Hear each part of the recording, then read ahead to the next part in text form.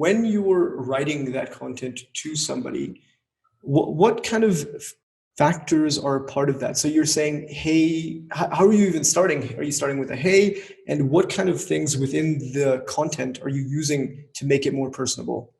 So I think what I tried to do is make it my personal experience, a fly in the wall experience. Because anyone can say, and that's what I saw when I came back. I saw a lot of data dumps of pictures. Like, here's Aishwarya Rai at an event and 17 pictures of her, but I have no idea what happened inside or, what she was there for.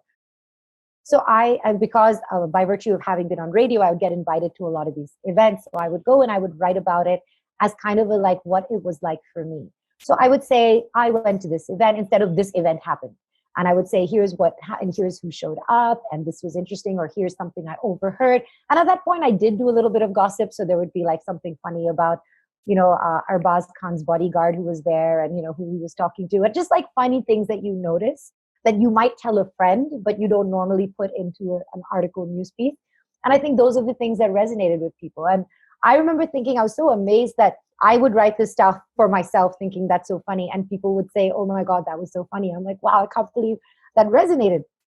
So then, and I realized that, a lot of times all of us feel so insecure about being 100% ourselves. Like, case in point, all the influencers now, like Lily Singh, for example, has these really fun catchphrases, or anyone in India does as well.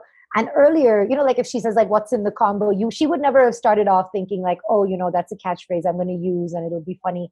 I started saying to the moon because I used to love this movie, Catch Me If You Can. And the guy always said to the moon. Doesn't make any sense because we're way past the moon now. But I mean, I literally have a tattoo of it and a rocket.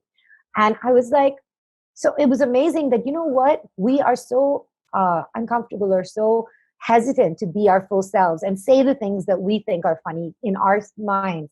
But if we did, that's what makes us unique. And the influencer landscape proves that so well, because what's resonating are these quirky things about people, the things they're saying.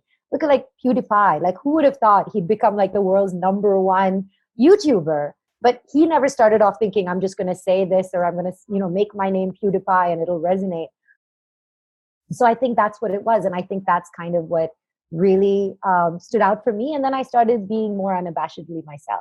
And I think what was, a little bit net savvy of me at that time was that I would really use social media to amp up my blog game and do snippets there and say, hey, if you want to know about this story, click and see my blog.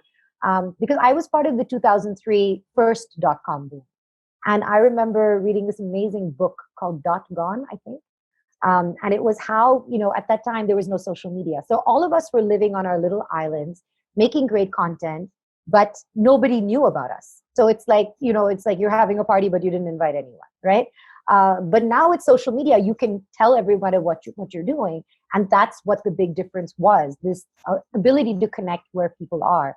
And I always give people this analogy, right? Now you have to go to where the party is if you're selling a brand, but you have to stop short of just promoting yourself. So again, I'm writing my second book on this topic, is that we behave so differently online than we do in real life, right?